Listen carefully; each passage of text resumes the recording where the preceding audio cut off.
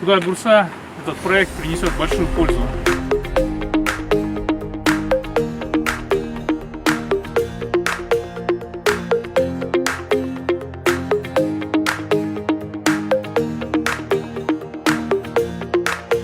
Сейчас под руководством президента Садыма Бузовича Джапарова проводится большая работа по реформированию энергетического сектора. В ближайшее время будет запущено строительство ряда крупных объектов, таких как Камбаратинская ГЭС-1.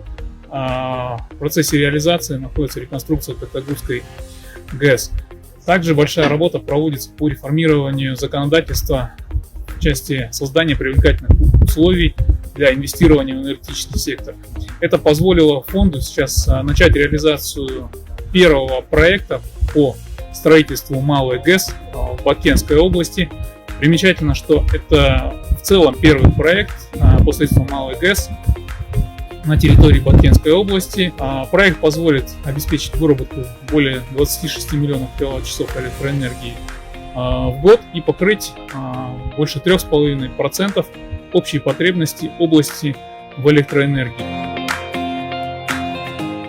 В Баткенской области уже профинансировано более 115 проектов фонда, в том числе через коммерческие банки, но сегодня фонд приступает к реализации более крупных проектов стоимостью больше 5 миллионов долларов США.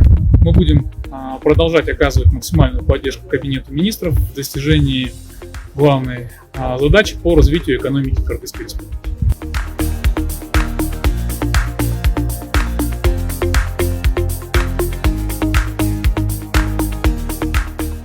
Мен ойлойм, бул документке кол коюу менен ГЭСтин андан ары курулуп бүткөрүлүшүнө чоң өбөлгө түзөт. ГЭСтин куруучулардын айтышы боюнча күз айларга эгер ушул темпте барсак, ГЭСти бүтүрөбүз деген ойлор бар. ГЭСтин бүтүшү Баткен облусунун анчыда Лейлек районунун, анчыда Катыраң айлык өнүгүшүнө чоң салым кошот деген ишеничибиз бар.